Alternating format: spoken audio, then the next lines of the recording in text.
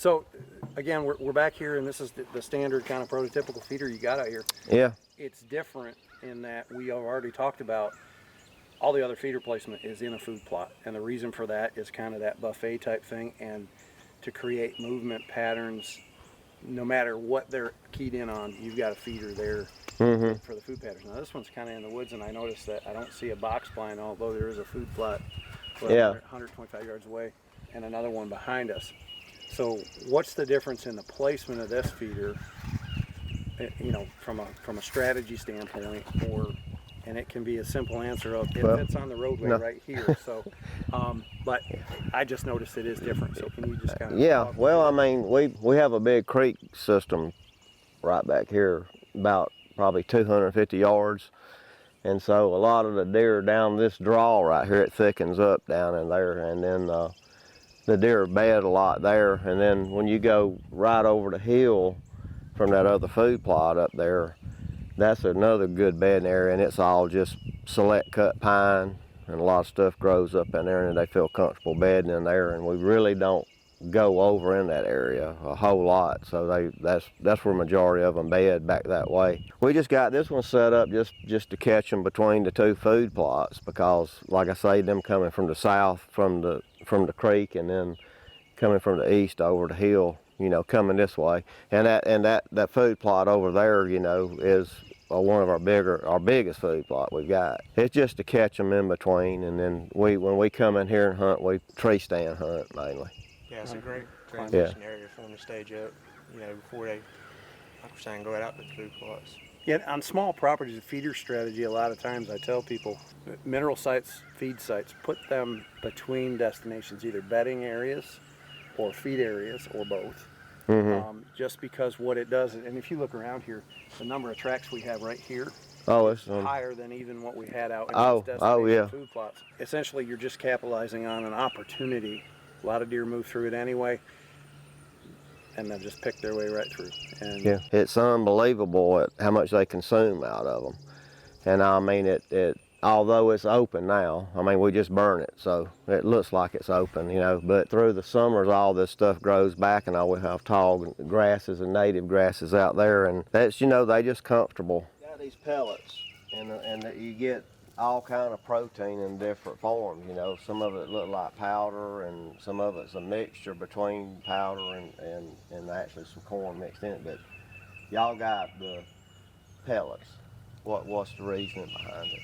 it's two things. Convenience is one, in that a pellet's just very easy. It's easy to bag. It's easy to manufacture. It's got some weather resistance in a pellet that you don't have in those concentrated kind of crumbles or loose mixtures. Loose mixtures, especially in hot, humid environments, will mold a lot faster. They just have more surface area. Scientifically, they have more surface area. Right. Where that pellet allows you to create something that has some weather resistance and mold resistance and stuff like that. Pours out of the bag easy. It doesn't cake. Certain kind of spin type feeders, if you don't have something that's hard, they won't feed through. They'll pack up, and then your spinning won't work. So the pellet formation is really out of convenience. We took it one step further in that there is no pellet trees, right? And so they can't go out to the pellet tree. They don't know what a pellet is. But deer have very decided preference as to textures and hardnesses and things like that. That we went and we tested a lot of different things to find out which ones they ate the best, regardless of formulation. So like right down to the hardness of the pellet. The hardness gives it some weather resistance, but deer really like a harder kind of crunchy pellet. That costs a lot more to make that pellet that way, especially in a low temperature environment where you're not killing all the ingredients that you put in it. But that's why we use a pellet rather than a crumble or a loose mix. It's the attractant is a good example. If you put just attractant in there, the environment's really good. As soon as it gets moisture on it, it'll cake up.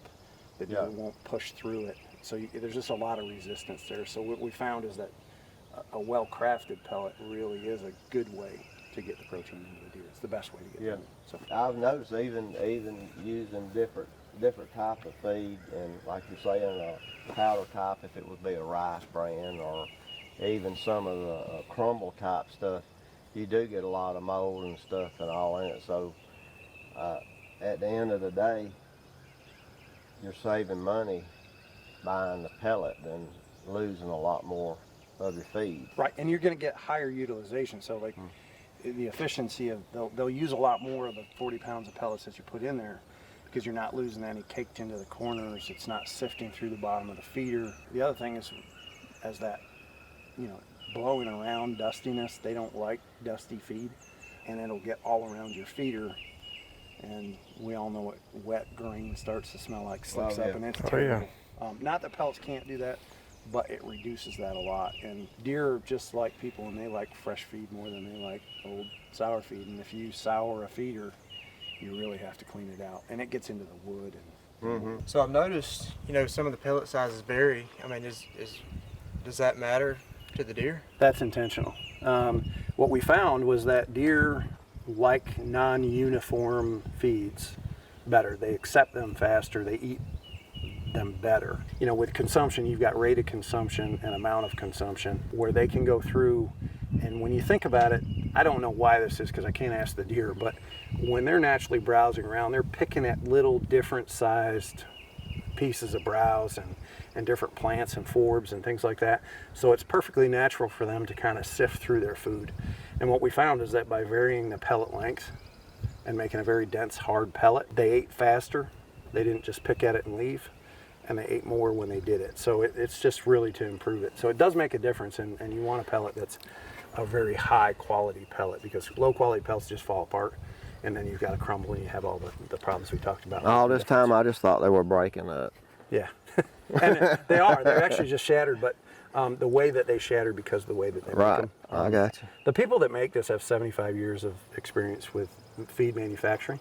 They can do things. I learned, I've studied deer for over 20 years. I learned so much about the formulation of these products and what they know about feed manufacturing. They're the originators of the brand. The ownership has changed, but they still make it.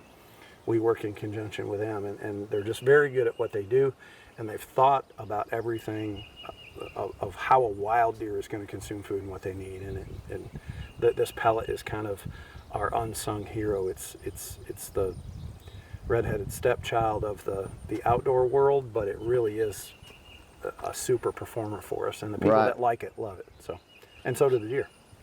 We want to focus on, these are not hype-driven products, they're performance-driven products, and you guys have seen it. We didn't just start this relationship where, I remember a call from Brian that said, man, once they got on this stuff, they are eating the wheels off of it. And that's good, that's what we want them to do. Best nutrition in the world that they won't eat doesn't help the deer, right? That's right. Okay, down here in the southeast, there's a lot of timber leases, and I got a ton of buddies, and I even hunt on them myself, We lease property, and in some cases, you got maybe some little areas you could put a food plot in. In some places, there ain't nowhere to put a food plot. In a lot of cases, people ain't got the equipment to put a food plot in. And they are on a limited budget, everybody can't go out and, feed deer year round. But if you're on a limited budget and you're looking for a way to improve your 300-acre lease, let's just say, what would be the does it do you any good if you got a limited budget, just say, come up with a figure that me and my buddies, we got 3 months worth of money we can put down for buying feed for 3 months. Is that going to benefit those hunters by feeding like 3 months out of the year versus not? Absolutely. We talk about how to use the products optimally, not just, hey, buy as much as you can and feed it all the time and deal with that process. That's not very smart. The way I was raised is that you do things that you need to do when you need to do them. Yeah. You don't just do them to do them. That's the one time I recommend people go away from a free choice feeder, because now you can place just so much food out every day.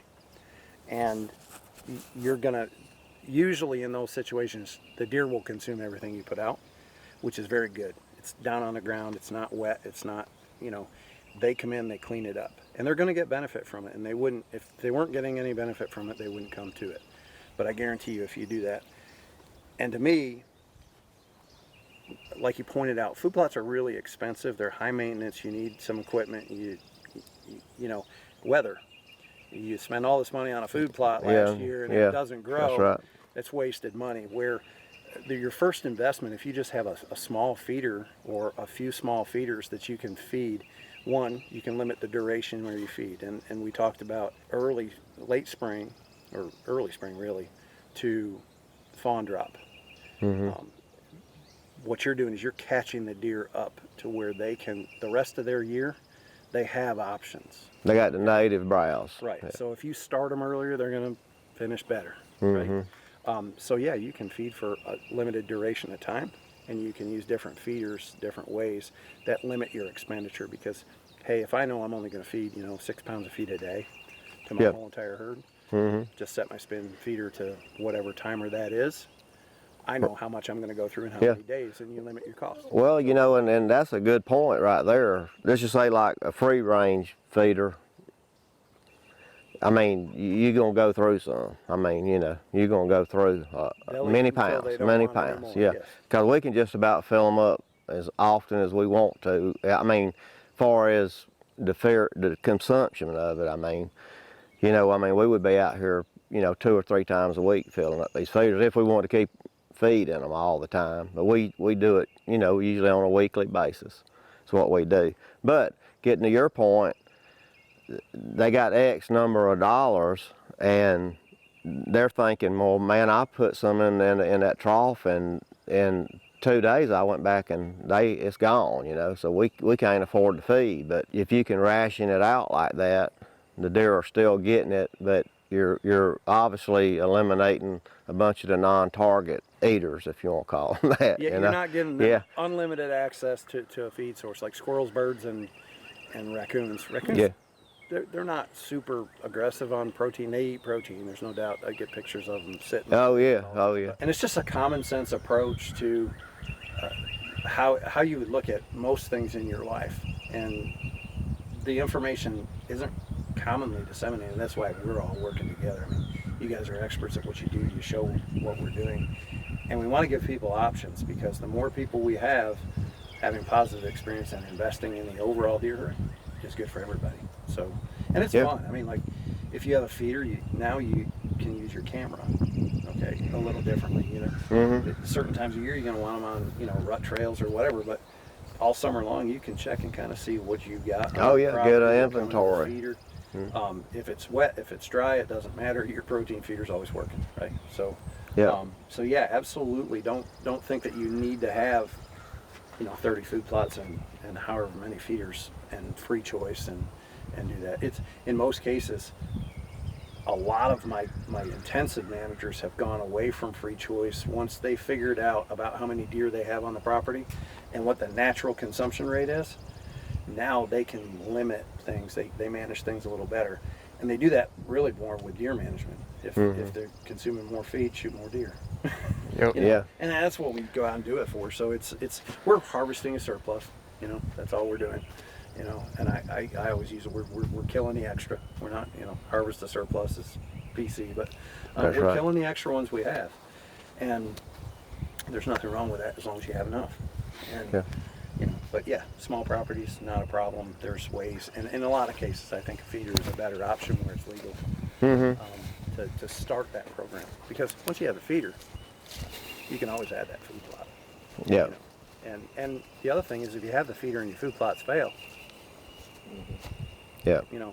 so by putting in food plots, you're going to reduce your feed consumption. I almost guarantee it. So diversification is a good plan. It's just what you do with your habitat. You don't have, the same habitat over. How many acres is this, by the way? This track here is 800 acres. Yeah, so it's not the same across the whole 800. You diversify it, and that's what deer need. That's what wildlife needs. Oh yeah. And Yeah. this is just a diversification tool.